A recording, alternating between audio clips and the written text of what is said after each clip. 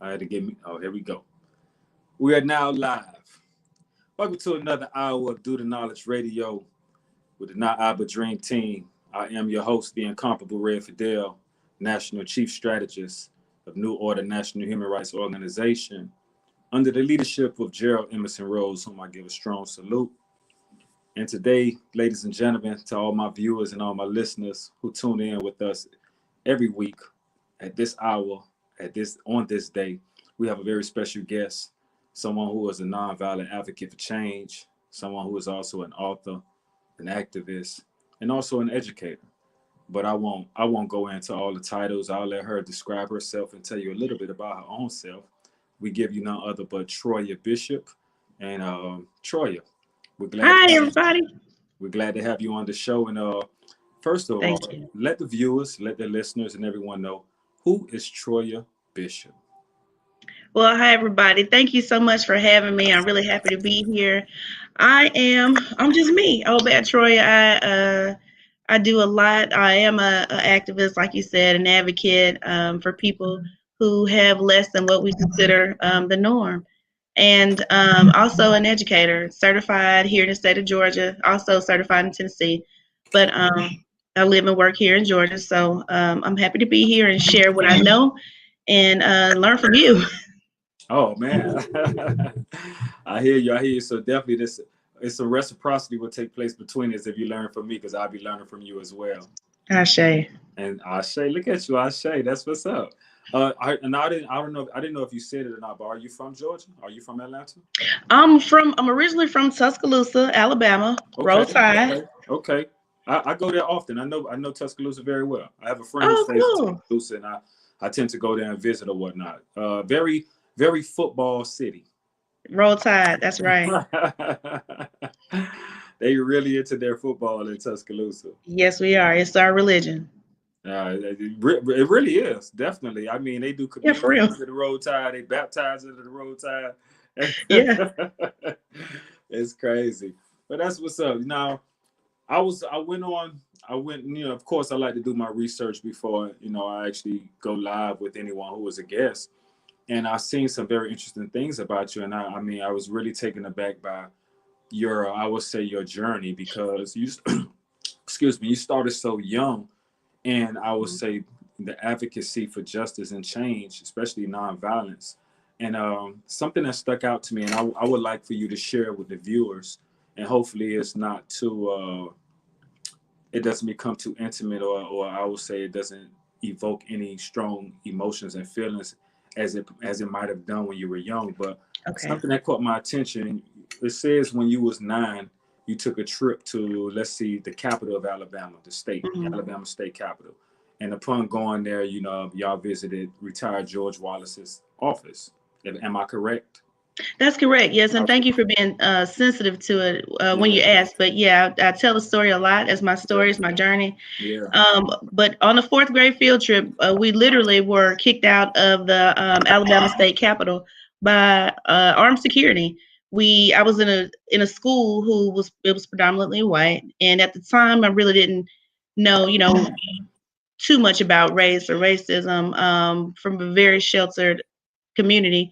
But we're on a field trip. We walk into the Capitol. We do this tour like everybody else, and it just so happened that the door to the governor's office was open.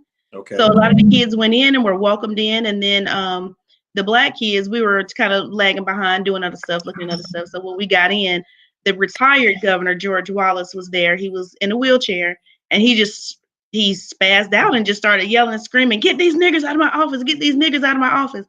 And so, because we're kids, we really hadn't heard the word. We're looking down at our feet like, "Oh my God, there's niggas in here. Where they at? Get them out."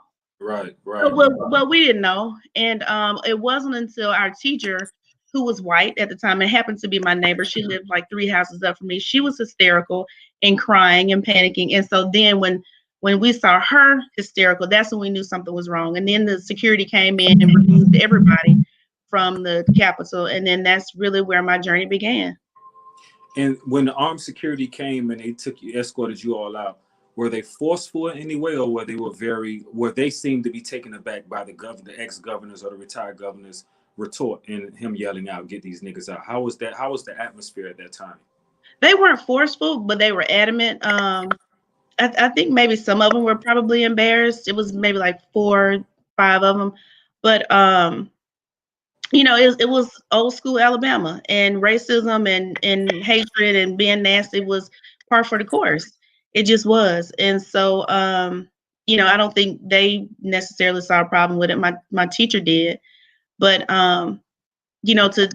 to teach us about what happened, that's what my parents kind of set us down and told us a lot about history and slavery, and but we already knew a lot about Africa.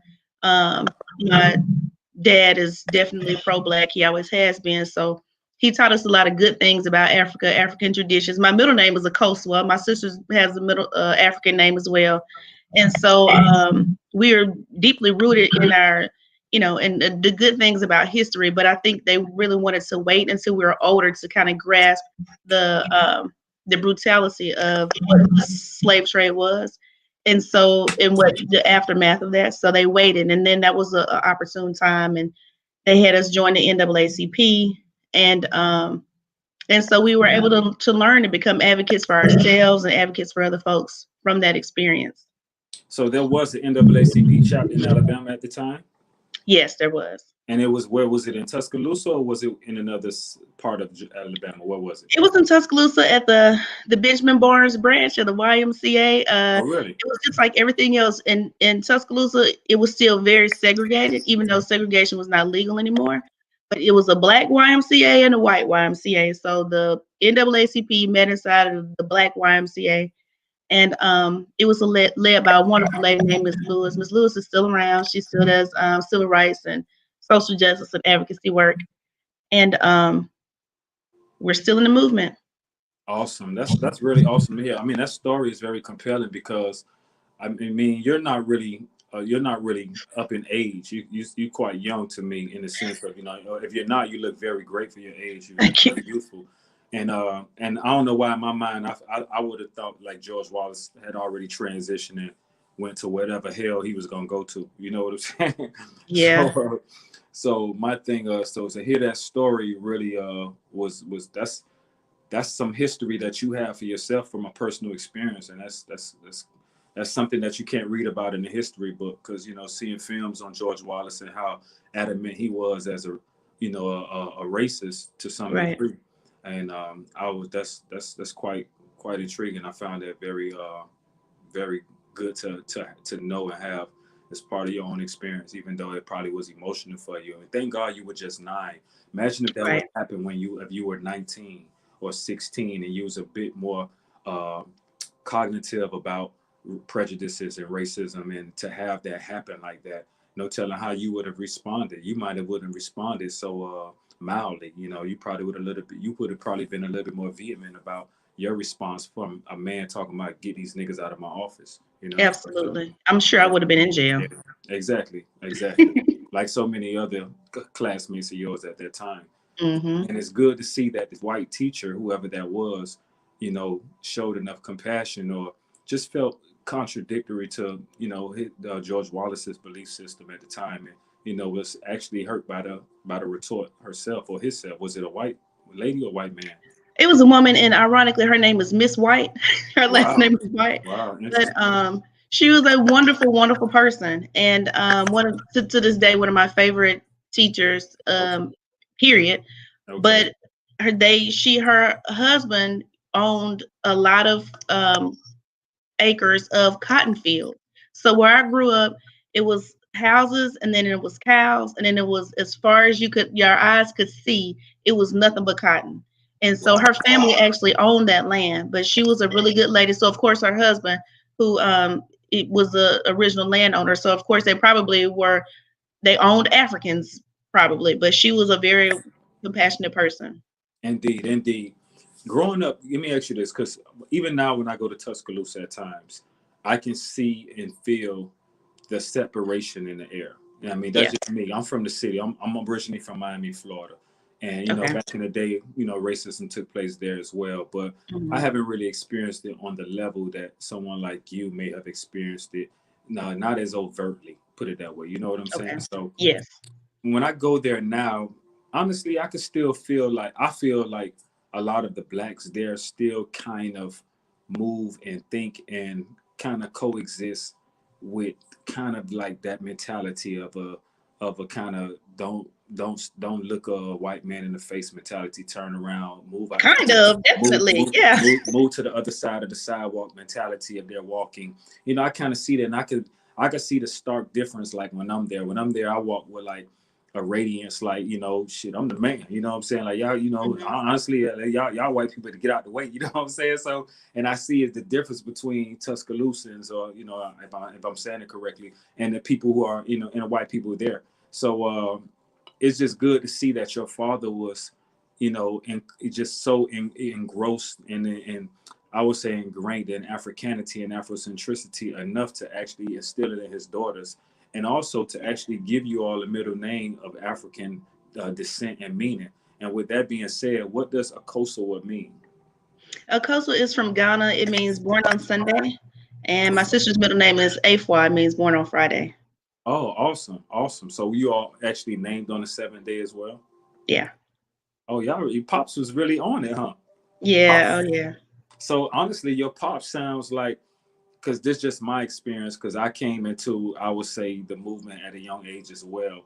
My father he was kind of into, it, but my father also was one leg out in the street and blah, blah, blah. But nonetheless, I would say with that, was your father a strong Christian, or did your father practice something else as far as, African ideology, or did he believe in any type of other African ideology and, of the like? Because even you using the term Ashe shows me that, you definitely have come in touch with some sense of, African lore and tradition to some degree. Yeah, my dad is a Christian. We were raised traditional Christian, but I think, like with most people, as you grow and you get older, you learn about fellowshipping with spirit and fellowshipping with a deity, and not being so immersed in religion. And I think we both have learned too with time how much religion played into the slave trade, and how much religion played into the intentional docileness that you spoke of earlier with a lot of the Black people in not only Tuscaloosa, but in a lot of other places. So, Exactly. but yeah, he does identify as Christian. So do you subscribe to Christianity to this day? Are you a Christian? Well, I know a few people who believe the same as me, and I mean a few, like literally like five, but I believe in most of the Christian doctrine. But the thing that separates my beliefs and a lot of other people's is that I believe that Jesus was Black, and I believe that his Blackness played a part in the crucifixion and how he was treated. And so I think that a lot of other people believe that you can't talk about what color Jesus was and all that kind of stuff, but I think it's important. And I think that was a big part of why he was a revolutionary. And so, but he also taught, from my perspective, I don't want to, sound like I just know everything, because I'm definitely open to learning. But from my studies, what I do believe is that he taught that he came to end religion. So to honor him and to honor what he taught, I typically say that my religion is love, or that I don't have a religion, that I believe in Black Jesus. And so from there, people will ask whatever they will. And then, but I'm open to it, and we just go from it. I don't look down on what anybody else believes. And if they look down on me for the way I believe, I'm cool with that. Exactly. I'm good with who I am. I can espouse and I share that same sentiment as well. Now, something that I caught in that was, you said you believe Jesus is a revolutionary, or was a revolutionary. Absolutely. Now, with that being said,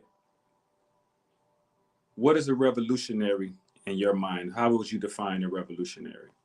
A revolutionary is somebody who stands firm on what they believe. They're not afraid to challenge the system because of what they believe, even if that means that they put themselves in the way of abject harm or danger, for being honest and speaking truth to power. And that's what he did. And in less than 32 years, his death, burial, and resurrection changed the entire trajectory of Europe. And that's unheard of. It's never been done before, never been done since. And that's how powerful what he did was. And the movement that he led was. In less than 32 years after he died, they changed the entire way that they ran government and that they did everything else in Rome, but also in Europe. And that was huge. So that's what a revolutionary is. They changed shit, and that's what he did. I can agree with that. Now let me make a comparison when you say revolutionaries. Let's say from a nonviolent standpoint, we all know and everyone knows Martin Luther King to me is probably he's probably the precipice for that, you know, other than like Gandhi or someone like that, whom he actually studied those teachings. And then you make a contrast with El Hajj Malik Shabazz. Now, will both of those two people in your mind be considered revolutionaries, or will one be considered an activist versus a revolutionary? How would you? Yeah, I think both of them are definitely activists and revolutionaries because what they did directly changed um, the government and their people's lives forever. They put themselves in harm's way without being worried or concerned about what would happen to them, and going against a huge government, with Gandhi going against Britain and Dr. King going against the evil of the United States and against hatred and racism. But both of them stood up to it. They did it in a nonviolent way, and that's powerful. That's absolutely being a revolutionary, and I admire both of them. That's awesome. I can agree with that, and also want to add to like, to me, I feel like revolution, that put it this way, historically, I've never seen a revolution that was done or accomplished without any bloodshed. It seems like all real revolutionaries involve some form of blood hitting the ground. Even in nonviolent revolutionaries, a lot of us lost our lives. That's right. In nonviolent revolution, and in violent revolution, the same was as well. And with that being, I think for me personally, if I had to really pick a side or subscribe to one, just who I am, I would probably be more on the nationalistic. Uh, uh, I would say, what they call it, not New Old Testament. You know, eye for an eye, tooth for a tooth situation. Okay. And it would probably be hard for me to subscribe to nonviolence, especially when violence is afflicted upon not only me but my people, and to see innocent people die after, you know, just for being nonviolent. So, you know, I don't knock this nonviolence, and I actually applaud it, and I have reverence for it, because I could imagine what kind of heart it takes to still look your enemy in the face, knowing that your enemy is for to impose harm on you and possibly death, and you still treat your enemy, or you only respond in a nonviolent manner. That's a whole nother type of a spirit to have, you know, to be honest with you. So I've come to respect that, but I also know that that's just not me, because, you know, you bust at me, I'm busting back twice. You know what I'm saying? I feel you. So Yeah. that's just something that I salute those who practice nonviolence, you know, in the face of adversity, especially something like in George Wallace's day, just to kind of go back to that. You know, this cracker, he did so much that it's ridiculous. Right. But it's cool. So, but all this talk kind of segues me into my next question. And the next question, I saw that you served as the leadership commissioner and crisis committee chairperson under Reverend Al Sharpton for the Atlanta chapter of the National Action Network between 2008 and 2012. Now, how was that experience serving under Al Sharpton? It was very interesting. It was good times, of course, and bad times. I think at that point, that's where I met Gerald Rose. Okay. And I remember when he was first started talking about starting New Order. So it's really cool to see things come full circle and to see all the powerful things that brother's doing. Yeah, but it was interesting. I had a chance to learn a lot about the movement and to learn a lot about the inner workings on the inside of the movement, expectations of people, and just all kinds of things. So it was a great experience, and I wouldn't trade it for nothing in the world. Got you. It's interesting. When I saw that, it was interesting because I actually was a member of that chapter, but Okay. I was non-active. I'm gonna tell you when I became a member. I seen at that time it had to be probably around '08. And that's when the movement or the organization was a little bit more vibrant. And that's when Al had a radio show on. I think it was one of the AM stations. One of them stations he used to come on regularly, and he was speaking, and he had a little fire going on. So he's still on there.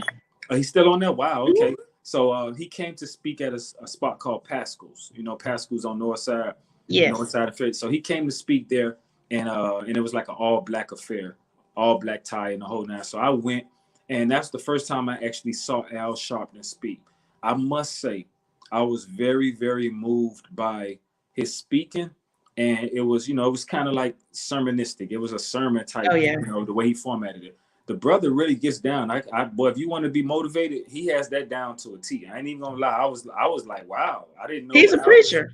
Yeah, he's a preacher. And if black folks from Alabama can't do nothing else, we can preach. You know, he's from Alabama. He's from Dothan. Yeah. He's a very dope preacher. I mean, yeah. And it caught me off guard because for years we say his name, we say the Reverend Al Sharpton, but so often we don't consider the reverend part of it because we never see him in pastoral form. We always see him like fighting for justice or his activist hat. So to see him actually in his activist hat, but combining and fusing his pastoral self with it too. I was like, whoa, this dude really, I was really get down now. So that's what made me join the network. But I must admit, I was a non-active member and participant because I kind of didn't really subscribe and espouse to some of the concepts too much. But I just wanted to actually show my support from a monetary standpoint, whatever contribution I make. Because anything for Black people and the rising of us. Absolutely. But definitely, man, it's interesting. So let me ask you: did that chapter fold, or what went on with that? What's going on with that? Well, it was a lot of different things that transpired. As with anything, leadership is hard, and what I found is that, and actually, I was appointed as a leader. Okay. They had a hard time with electing people and keeping people and that kind of thing. But what I learned in that process is that typically the people who come to those kind of organizations and are active are people who have suffered severe trauma from racist experiences. Okay. And because they've had trauma, nobody actually sits down or goes to counseling or really gets help or learns how to unpack that trauma. And so when you have those severely traumatized people who are trying to be a part of and help other folks out, it's just, it's hurt people who are hurting other people, even though they're trying to help. And so, but I mean, it was a great group of people, but it's just really hard to get people to acknowledge their pain, to deal with their pain, and then to help somebody else. So that was the toughest part. But it's the office is still at 632 People Street. It still is functioning, and Miss Edith Kaysen is still the office manager. She is lovely and wonderful. And I think Miss Edith just turned. Well, no, she's getting ready to have a birthday in January, but she's like 70. She's about to turn 76. But I mean, it is what it is in the movement, and we do what we can to move it forward, and we just kind of keep going. Man, that's an awesome point. That's something. It's interesting you brought that up, Troy, because even me, I've never considered that. But you're right, because I came up like in the Nation of Islam first. That was one of the organizations and religious constructs that kind of opened me up when I was a kid, and it started my journey through all different walks of consciousness. And I can relate, because in the Nation of Islam, and from my own experience, it really appeals and it attracts those who have just really been cast to the side, especially like that's why those who've been incarcerated, it appeals to them, those who've been in the street, because it's something that, to me, it speaks to your pain in a deep way. And sometimes, it speaks to your pain. It speaks to even your own prejudices and hates that you may possess for, a certain set of people or whatever. So it speaks to that, and it nurtures that.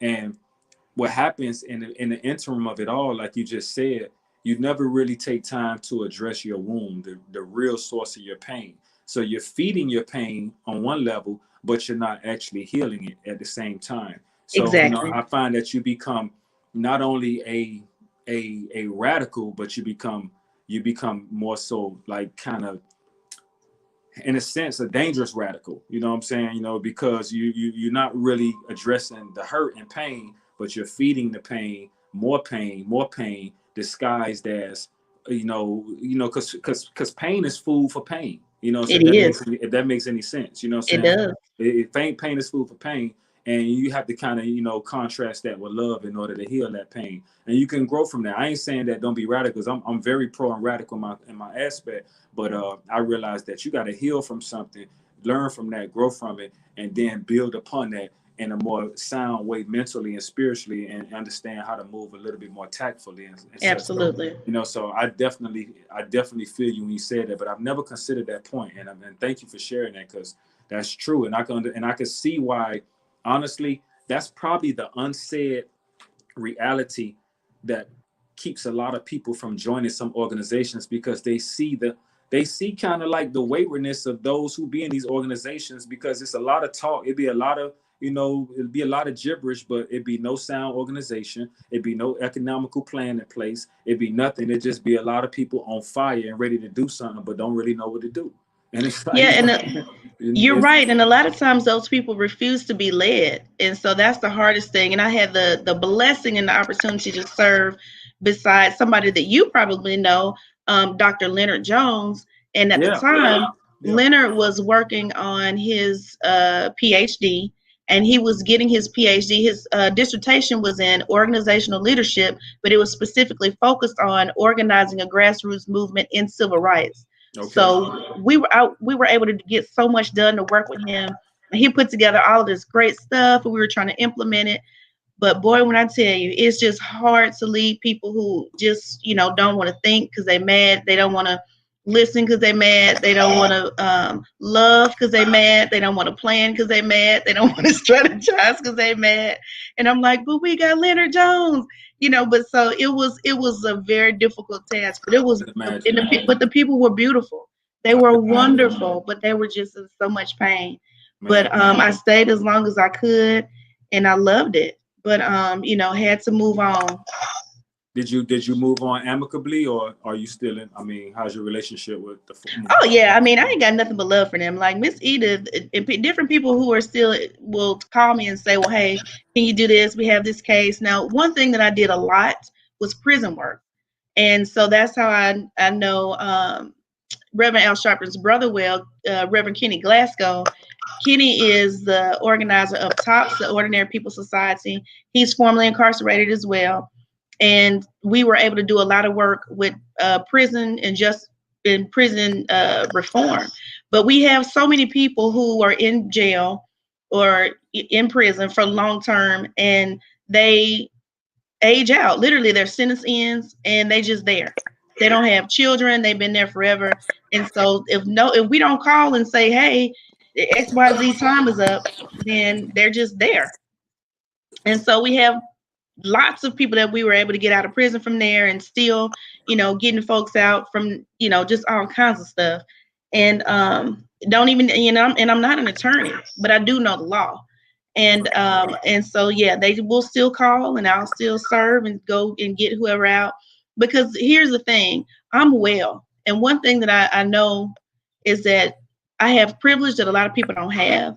And the privilege that I have that other people don't have is that I was raised by somebody, one, who was politically conscious. He was socially aware, but my dad was also a psychotherapist, and by trade. So he was trained in a lot of what other people go through and the pain that people go through. I didn't have to bear that and have that as my experience. One, because he was present as a Black man and just a wonderful dad, but also professionally, he made sure that we were always well, emotionally and spiritually well. And so I understand that is not most people's journey and their experience. So I'm grateful for that. And there's nobody Black that can make me mad enough for me to just really write them off, because I understand what trauma does. And so, that's why I talk about it in all of the books that I've written. I talk about trauma and the need for Black people to seek professional help. And so does Leonard. And Leonard is one of the first people that I really heard that talks a lot about counseling and really trying to normalize the idea of getting counseling. And I think that's huge, especially for a Black man to do that. I love that about him. And so he has a therapist. I have a therapist. We encourage everybody to have a therapist. Name drop. Mine is Eldewan's Heart. I also have Dr. Ken Sanders. I talk to a lot of different therapists. My dad. It's so many different people out there. I talk to Dr. F. Keith Slaughter, who is phenomenal. He's one of the other people that I know that believe in Black Jesus. But you know, we definitely got to treat our trauma, get help, and get therapy. Why do you think Black men shy away from getting therapy or in psychotherapy? What do you think is the root cause behind that? What do you think that is? Well, I think a lot of times people don't want to be sick. We already have to deal with so much other being what I call othered, and oh, he's, you know, he's this, he's that, and it's just something else to add to the plate. And now he crazy too. And you know, so he don't have a job, he already can't take care of his kids, he already struggling, and he crazy, you know, that kind of thing. So I think people just don't want the stigma of being called quote unquote crazy. But we all have pain, and according to the American Psychological Association, who actually diagnoses diseases, mental diseases and emotional diseases in America, and according to the American Medical Association, both of them two totally separate entities, they both have said that racism causes mental illness and that racism causes post-traumatic stress disorder. Now, racism can cause both of those. And think about how many Black people you know in America and how many Black people have been subjected to racism, whether it's overt or covert. That's pretty much everybody. But how many people do you know that have actually gone to get help for trauma related to racism or related to their unique experience as a Black person in America? Probably nobody. And so, you know, I really do believe that that's why Black people struggle in so many different areas, but especially in relationships. Mm. And even though the title of my book, it doesn't sound like it's about trauma and the struggle that Black people have in relationships, it really is, because racism causes it causes trauma, but that's that trauma that we bring into relationships as a Black man and as a Black woman.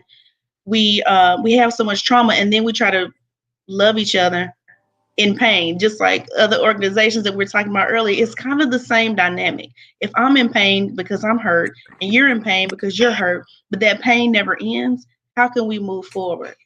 Now I renamed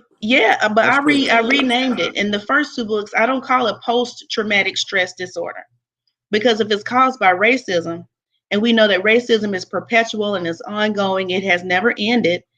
And so how can we call it post? So I call it constant. Yeah, I call it constant traumatic stress. And I learned that in my doctoral research. And so I put it in the book, and just really trying to get people to treat themselves and educate themselves and allow themselves to be whole and to be healed and to be good, and the you know, to love that man that you with, love that woman that you with. You don't have to leave them. You know, just sit down and work it out, talk through it. And I really want, I think that Black love matters. And I really do want Black folks to stay together so we can really build generational wealth, and we can build each other up as men and as women, because that's the foundation of the movement, is the family. So if we're going to be real about moving us forward as a people, we got to be committed to stand together as a family. That family unit is important. That's very true. And I'm so happy to hear you say, you mentioned PTSD, because what it does is it makes me think about a particular lady by the name of Dr. Joyce DeGruy. You ever heard of her? I have. And Dr. Joyce DeGruy, she speaks of PTSD, but she breaks it down as post-traumatic slave disorder, right? Instead of stress disorder. So that's something that I really feel too, because here's my take on it, along with what you said. When to be enslaved as a people for the amount of time that we have been, let's just say 400 some years. Now we've only been free a little over 150 plus.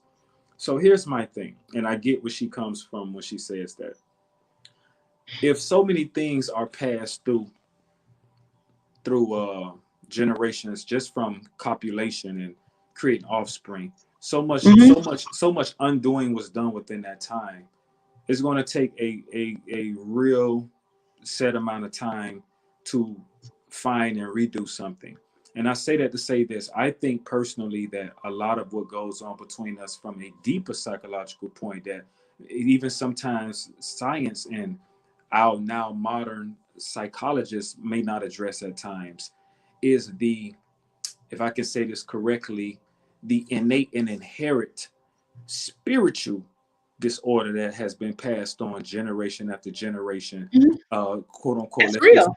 Let's just say like the inability of the black man and black women to actually form and be a cohesive family that you spoke of. Well, for so many years and hundreds of years, they were never allowed to.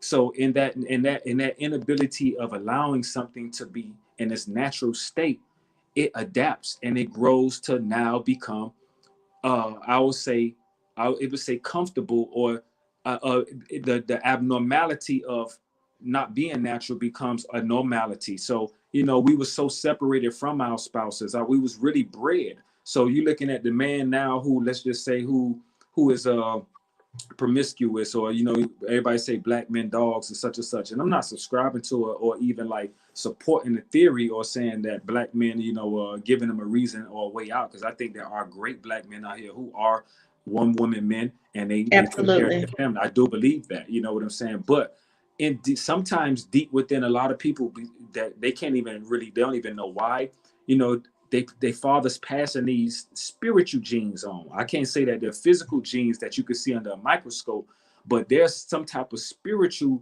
something taking place at the same time that has never been reformed and corrected, or has allowed its proper time to heal. Because it's like feeding a cat.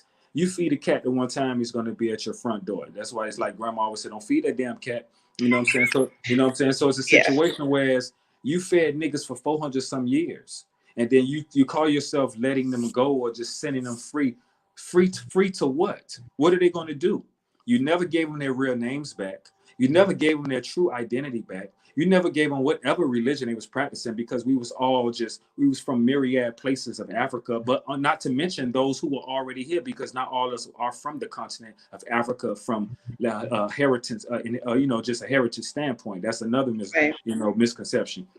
But it's like those who were, you just freed us and said, go Toby, go whatever name you named us. So in reality, we're still really running around here as black Europeans, because our mindset is the predominantly of all this mindset. Just like, and no knock on your educational level, but you're getting an education from a European kind of standard. They set the precipice of the educational system, the Rockefeller Foundation, such as that. If you went to school, you already have a European mind. Now, no, that's not saying that one can't actually learn Africanity and still stand on principles and all that. That's great. But generally, your formidable years, if you went to a regular elementary school in the United Snakes of America, you were instilled with a European mindset and concept and construct of education, and told what we would call his story. And that's why it's like so many people are trying to get back to the mysteries with Absolutely. the story. So That's that's hard. true. So it's hard.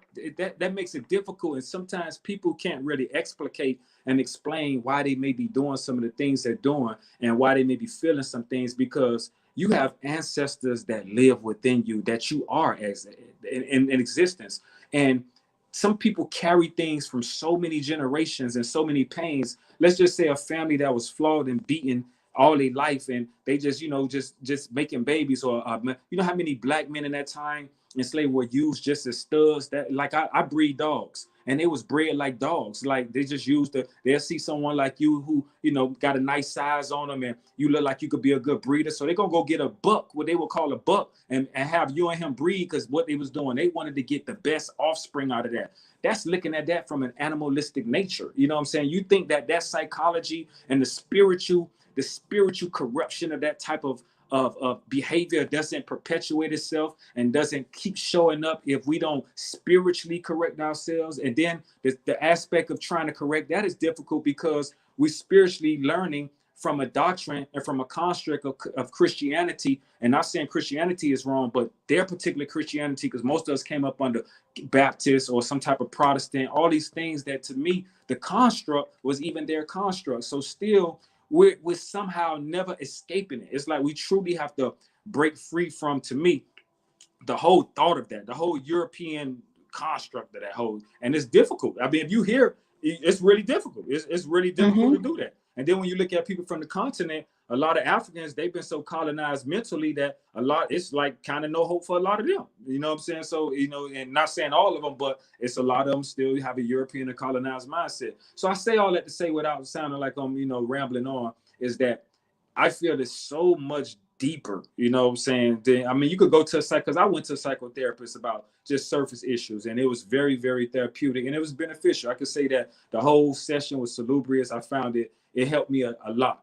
But we're talking about those who may be dealing with some real inner core issues, some real psychological stuff that's been passed down from generation to generation, that grandma would say, boy, that boy got a generational curse on him, and blah, blah, blah. You know how they say different things like that. That should be real on so many levels. And there's some people dealing with some deep aspects that the little psychologist who went and got the European certificate to be a psychiatrist, he can't help him with. He can't help it with, because this PTSD is post-traumatic slave disorder or pre-traumatic slave disorder on a whole nother level. And it depends on who you see. Now, what I recommend for people, and just most of what you just said is that's chapter 1. You read my book. That's chapter 1. I'm gonna read that book. Because you're gonna love it. In that book.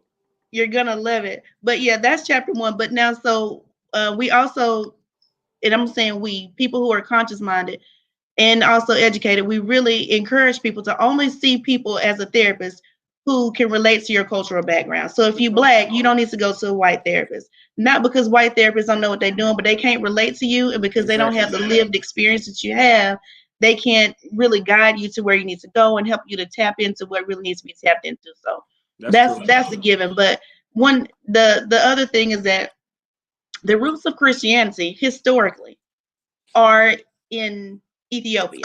I agree with you. Now you can't get no Black than that. So, and I like to always add that to any space where religion is being discussed, because a lot of times people really do believe that everything, if you're Black, you say you believe in Jesus or anything about Christianity, and you just love white folks and you worship somebody white, and that's not true. I never heard that. I wasn't aware that a lot of people thought that all Black people believed that God was white until maybe like 6 or 7 years ago. I was speaking with a brother in the nation, and that's what he shared. And I was like, I didn't even know people in the nation thought that. But I was glad that he brought it to my attention, because that's is not true. People in the nation thought what? That God was what? White or Black? That Black people who are Christians believe that God was white. I had never heard that before. Okay. So I was glad that he shared that with me, because it was enlightening. And I was like, oh, okay. So now I can kind of understand where the disconnect comes. But I think what's most important for me is for people to really be focused and centered on whatever we can do to unify us, regardless of what you believe and who you worship and who you serve and whatever. We Black, and how can we?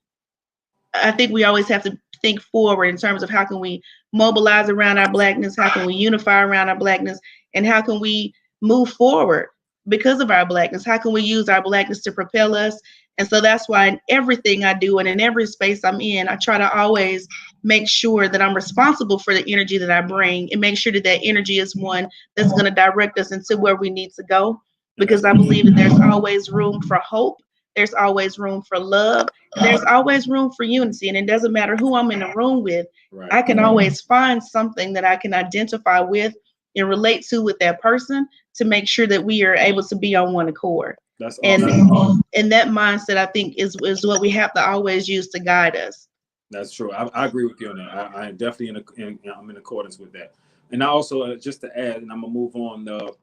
I think the first step to us unifying as Black people is to first be Black-minded. See, enough black people, a lot of Black people are not Black-minded. If you look at all other races, their mind is shaped around their ethnicity, their culture, and the whole nine. Like Asians are Asian-minded. White people, white-minded. Koreans, Korean-minded. Black people are everybody-minded. You got niggas want Chinese food. They want Korean food. They Korean. We such and such. We're not even Black-minded. Right? It's very few people. We don't support Black businesses enough. And if we do, you're going to find a reason not to. You're going to say this cat trying to beat you. His price is too high. This and that. It's going to always be something and you're gonna go get them Jordans, or you're gonna get whatever you're gonna get. It's like we're not black-minded enough, and that goes back to what I said about we've been taught to be European-minded so long. So I guess I want to say this. Me, I'm more of a separatist in a sense of I believe, and I'm a separatist only by saying that I think that we need time to be to ourselves. And I think to be to ourselves is going to be the unifying factor. Yeah, I mean, and I feel you on that. I definitely think that we should have. I'm sorry, my phone went out. Hold on 1 minute. Can you hear me still? I can hear you now. All right, I'm back. And let me just finish. And Okay. I think that factor is going to be like, say for instance, before we got integrated. Mm-hmm. Before integrated, and I'm pretty sure in Alabama, you definitely seen this firsthand. I really didn't see it much where I'm from in Miami. I feel like at that time we had more going for us. Hence, you know, like hence Rosewood, hence what's the spot that Black Wall Street, and there's different spots that had different places like that because blacks were forced to only deal with themselves, and dealing with themselves, we were able to build commerce. We were able to build economic power. We were able to buy, and that exchange of goods and services amongst each other built us as a people and built our economy. But I feel that once we integrated and we allowed ourselves to be infused into European commerce and culture like that, then came the one enemy called assimilation, where, you know, now black people now they start assimilate to it. You start feeling like, let's just say European products were better than the products you were getting from Joyce all the while, or such and such different things. So I think that caused a lot of separation. So that's one of the things I feel like we needed time to actually heal. We needed that time to be together, to actually build and grow together again, create our own establishments like every other ethnic or every other ethnic group that comes here, or any time. That's just my take on it. You know what I'm Right, saying? and I agree. But what you have to remember, first of all, you have to be so kind and so compassionate to Black people, because what you have to understand and never forget is that we are the only people in the history of this entire planet that have been subjected to what we've been subjected to, and come out better, bigger, better, blacker, and stronger because of it. Now, all of the other people who you've named in that example were great. Asian people and Latin people and all that kind of stuff. But those people were able to, number one, to keep their language. Number two, they were able to come here in this country and to directly profit and benefit from what we did, from what our ancestors did. And without ever paying any kind of financial homage or even spiritual, mental, emotional, academic homage to Black folks ever. But what they do when they come here is to immediately ascribe to the racist mindset and principles that Black people are bad. We're going to do whatever we can to ignore them, to ignore their pain, to ignore their past. We're not going to honor any type of the benefit that we got from them financially. So they're able to profit from our pain. We're not able to do that. We haven't been able to. And so in the examples that you named, when we did unify and stay unified, then they burnt that bitch right back down, didn't they? That's history. Okay. But see, that's what I'm saying. And I agree with you, and that's what I mean. Like, yeah. So that's why we got to unify. But in the end, especially in Martin Luther King Day, they fought so hard to assimilate and mix in with these people. And I think that's where it went wrong, and that's the problem. I think at that point we should have never ever integrated with them. And there's a famous saying that Martin Luther King, they say he said at the end about, you know, he felt he brought his people into a burning house. You know, that's one of the famous things. And if so, if there's validity, and since that is true, it's like even he came to the realization of that fact. So my thing is, once that took place, it's like when you go anywhere, any conquering nation that conquers another nation, the way to wipe out their culture and religion is to actually infuse with them, and then you being the dominant religion and culture, you would basically wipe them out. And that's what happens once we did that shit right there and we assimilated with them, it was a wrap, because now niggas is European minded. I ain't saying all of them, but niggas is, and niggas and Black people is two different people in my book. You know what I'm saying? What you're saying. You know what I'm saying? So it's like, and there's a lot of niggas versus a lot of Black people, you know what I'm saying? And them Asians and them Koreans and all you saying, they really judging Black people off of niggas. So they see niggas and then judge the predominantly good moving and good productive and good building Black people off nigga behavior and nigga mentality. So they have the privilege to do that. They have the privilege to do that. I feel you, but they only being indoctrinated and being shown what Europeans is telling them.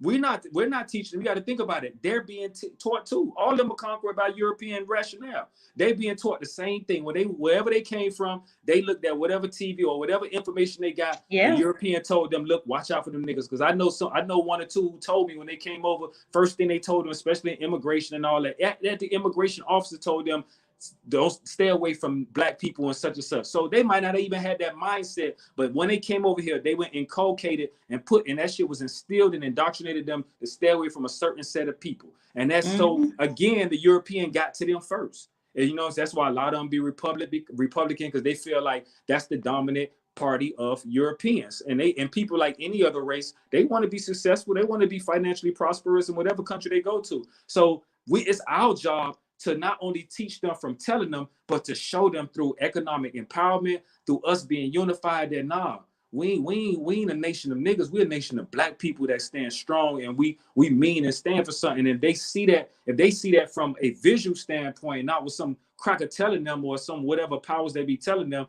then they'll see the true nature of who we are and them great kings and kings that you spoke of when you said that, when you said, black people, we got to take in consideration what all we've been through. I get that. But we got to also take in consideration what we're mentally still going through. And it all starts mentally. The actions, one's actions follows their mental aptitude. And if mentally they control you mentally, then you're going to continuously keep doing the same shit physically and emotionally and psychologically, that your mentality is actually, it's a program. It's like a computer. Your mind is the big computer, basically. You know what I'm saying? So they download all this into your processor, into the RAM of your cerebrum and your cerebellum and all that. And you thinking and acting like an emoji nigga. You know what I'm saying? You think your app is nigga app. You know what I'm saying? Or your app is such and such or whatever app. And that's all people see. So it's like we got to really reprogram. We got to get that virus out of our computer, get that malware to erase all that doctrine, and we got to reboot and reprogram and format our minds to the point where we got to really change out that. Now, my question is, how do we even achieve that? That's kind of an impossible achievement, seems like in this lifetime or in any lifetime to some degree. So that's a big thing. You know what I'm saying? Yeah, well, no, it's not impossible. I think you have to first begin with choosing what you focus on and choosing what perspective you will allow yourself to have. So when you allow yourself to have a perspective that one says that, we got to know in respect that we were given the worst hand, and that, but look at us, but still here we stand. That's very powerful. And I think we have to always move in terms of looking to identifying people who we already are wanting to see, and everything that you just said in terms of what you want to see and how other foreign people should be able to see us. We're there. They just have to choose to see us. Now, everybody doesn't have a huge platform. Everybody's not on major television network, but those people who are powerful and who are intelligent and educated and moving black people forward and are trying to build a black nation, we're there. And we're in a lot of places actually, and we're working in unity. We are Christian, we are Muslim, we are Buddhist, we are Hindu, we are all different religions, and we are working together in unity. We're moving forward. Whether the other whether, like you said, whether the niggas want to recognize us or not, whether white folks want to recognize us or not, whether foreigners want to recognize us or not, we're doing that work. We're moving forward. We're hopeful. We're optimistic. We're here. We ain't going nowhere. We're taking everybody with us that want to go, and we're proud. And nothing is going to stop our movement. And we're gonna keep going. We're gonna keep shining, and we're gonna keep building a bridge, no matter what nationality or religion folks want to have. We are black people who love black people. And we just gonna keep moving forward. I'll say, and to all my niggas who might be looking at this, I love you too, because I understand niggas play a part in the movement, because niggas are the frontline soldiers. Believe that. You know what I'm saying? You got different levels to this. You know what I'm saying? You got the black men. You got some people that they the generals. They create the strategies. Then you got those who are the snipers. This levels to this progression of hierarchy. You know what I'm saying? So everybody got to play a part.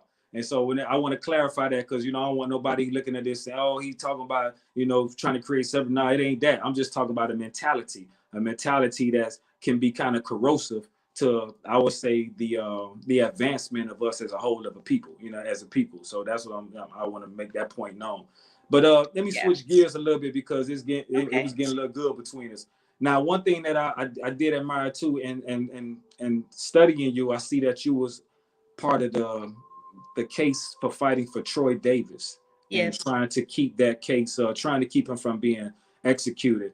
Hey, tell my viewers about that. Tell me, how was that? Because it really hurt my heart that they carried that out for this innocent man, and they still put him, they still sent him on that way. But how was that experience, and what was it like? It was really heavy. I learned a lot. I think I grew a lot spiritually in that place, learning a lot from him.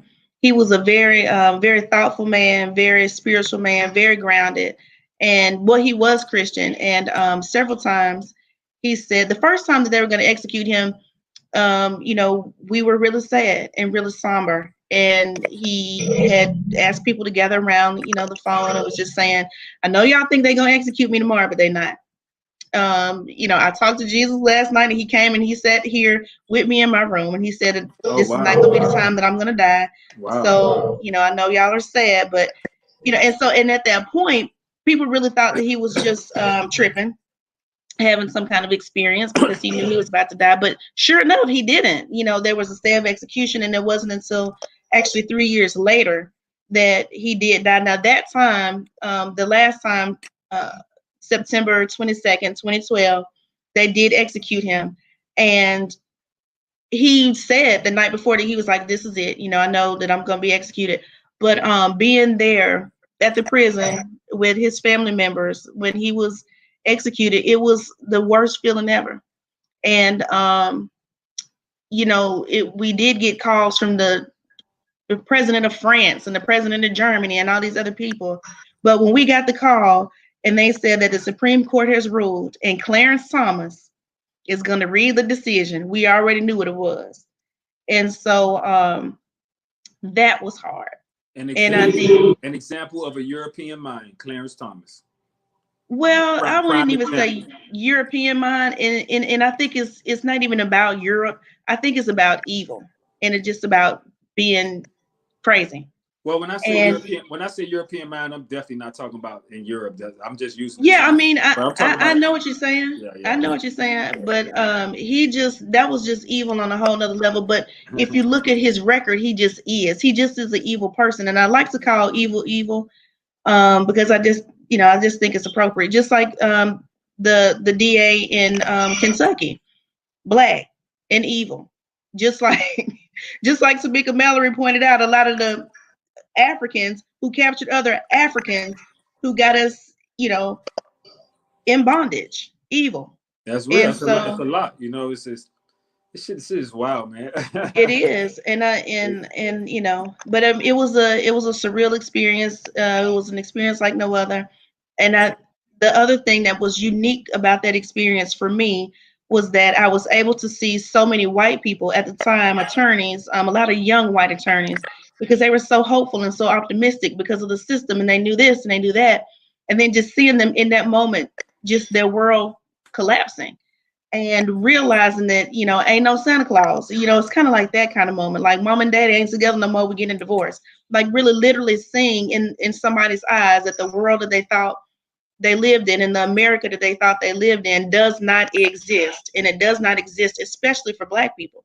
And it don't exist for your ass either when you're working for black people. So at that very moment, they was black for a moment, huh? They were real. They weren't black. They was niggas. They was niggas then. And and it was real. And and a lot of them actually have left the profession at this point because it was just heart-wrenching. That's awesome. That's what I'm talking about. Yeah. Say they were niggas. That's what I'm talking about. Because they spent their whole life learning all this stuff about the law and this and that and filing this motion and that, and they threw all that stuff out the window because they wanted to. So they saw the realization that racism is really a system. It's not. It's a system. It ain't even really it's a mentality. The mentality is that's the rank and file aspect of it. But in the whole, it's a system. And black people could never be racist because we ain't even part of that system. Black people could never be racist. We could never be racist. You know what I'm saying? And the spirit of evil was so heavy at that point. I've never felt evil like that before. But I know we got to wrap it up. But go ahead.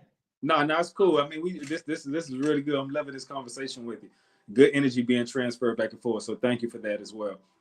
But Thank what I you. do want to do before I wrap it up, I got to get to your books because they really caught my attention. Now I noticed that you authored a 2-set book uh, uh, series, and the first one, let me read it correctly. The first is called The Answers. It's called The Answers: A Parent's Guide to Discussing Racism with Children, which I thought was very deep. That's the book Yes, right there. that's Okay, it. so my viewers and listeners, if you're looking and you listening, the book again is called The Answers: A Parent's Guide to Discussing Racism with Children, and that is Yes. the book. So get that book, and also the second follow up to that is The Answers: Discussing and Defeating Racism in America, which is the second book to that, and that's what that can we say that's the sequel to the first one, Um, no, or it's they repurposed. totally different, totally It's for different. two different audiences. One is for Okay, people with kids. One is for people without kids. so briefly discuss both of them. Tell us about it. Well, the first one, we really try to speak to parents in terms of how you need to the work that you need to do before you actually talk to your children about racism, because a lot of times people want to just say what they think and say, talk about an incident they see on TV without really sitting themselves down to assess what they believe, why they believe it, what biases you hold, why you hold those biases. All that stuff is important to before you have a conversation with your child, because when you don't, then you're lying and you're telling them stuff that's Mm, not true, and mm, they can see through the bullshit. They just really can. That kids have a mm, gift. They can see right through it. And then now you're not only are you telling your child something that's not true, you're showing them that you're a liar, and that's going to hurt your mm. relationship. And people usually don't take the time to take that step, and it's more harmful than it is helpful. So in that book, I take you, it has a guide to go with it. So we take you through the process and what that needs to look like before you talk to your kids. Awesome. So telling your child about this fat cracker sliding down the chimney called Santa Claus and Easter and with the bunny rabbit. That's the lie that we keep teaching our kids that we need to stop doing. Basically, It's not about that. it's about I mean, but it's it's a about lie. You just said it's a lie. So I mean, what we gonna do? We got to start. We got to really start at the core of the lie. you Like have right to now, as examine, Christmas is coming up, we but got you to have to start. ask yourself what you believe. You have to ask yourself why How do you you know believe what what you you believe believe. when you're taught what you believe? Let's be realistic. There's no belief. You don't come out the womb believing nothing. You're taught. If we just talk the fact, you have a what they call a tabula rosa, which is a blank slate you come out with. You're programmed, and then people and your parents put into you that. No one, you don't know anything about no reindeer, none of that foolishness they teach you. So you can't say you're taught. You kind of what you believe. No, what you're taught. Now, what you're Right. Well, taught, then, you form your but beliefs around that. So if your child, right. you have a child, and your child is young, why are you going to tell your child this lie for the sake of, well, they don't know no better, and little Johnny wants to enjoy his? No, you're telling them a lie. Period. Just be No, real. but Say, look, these folks, this is the lie, but for the sake of you wanting toys, daddy gonna get you these toys, boom, boom. But I need you to know such and such true. Let's do that instead of still perpetuating this Santa Claus lie to our children. yeah. So think about it. You still that little white lie turns into a generational lie that we keep perpetuating, telling kid after kid after kid, and then we grow to be adults and we do the same foolishness with our children to some degree. I mean, that's just what I see. I'm Well, not yeah, trying yeah, to knock yeah. nobody, but that's what it be. It's the Yeah, same I lie hear when what you you're tell. saying. It's the same But lie when you tell your kids the Jehovah Witness at the door when you telling little Johnny, tell him I ain't home or such and such. No, you like now you teaching the little dude or the little female how to lie. Or when it's the bill collector calling the phone, I ain't here, tell him I'm here. So shit, as small as that sound, you teaching them how to lie. So it's like you got to be real. We got to really be sensitive and real cognizant about what we put into our children when it comes to lying. But then when they lie to you, you want to beat them or you want to be mad with them. But you the one taught them how to lie from a small place, and the shit grew to be something gargantuan. So that's just yeah, the yeah, I reality. hear. Yeah, I hear what you're saying. But in the book, so the first thing that you said that you would, your parents, you come with it as a blank slate, and your parents taught you X, Y, Z. So then that would be your first step. Your answer to examining your beliefs, your first answer would be, I believe X, Y, and Z because that's what my parents taught me, or because that's what I saw, or because I learned it in school, or whatever. So you would actually write those things down. Oh, so the book That's is a why. workbook. It's a workbook.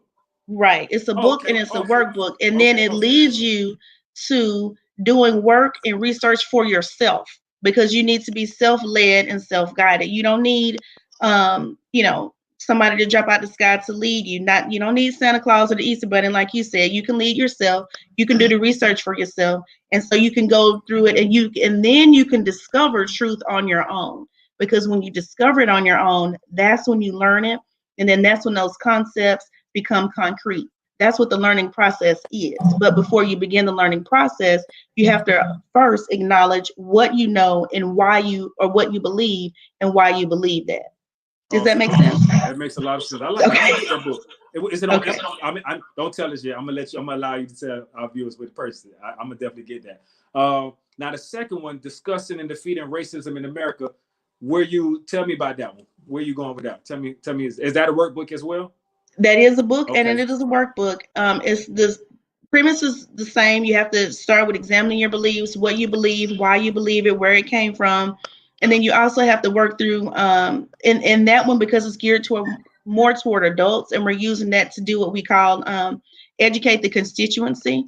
We really want people to understand that there is a very clear pathway for reparations, and we want people to understand what that looks like, and do their own work and research to actually implement a process for reparations in their own community, what that looks like on the local level, on the state level, on the national level, because a lot of times people like to just talk about racism and be mad and be this and be that.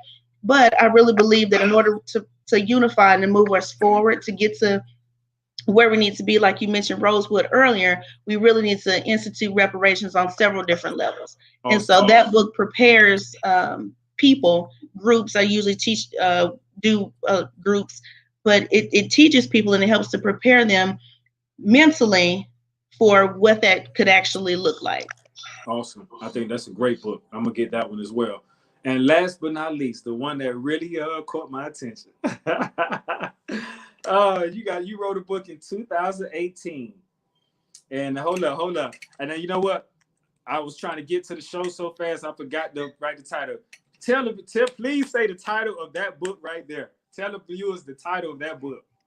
Okay, it's The Answers to Intimacy: Why Men Need Oral Sex and Women Need to Talk.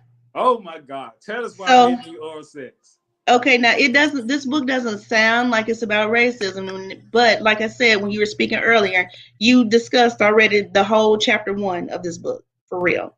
And then chapter 2, because it's how we were torn apart and taught to hate each other. So if you haven't been taught to love each other, but you've been taught to hate each other, that carries on for generation to generation. Grandmama never got counseling, your mama never got it, great grandmama never. So, how have you learned, how have you healed? And most people haven't.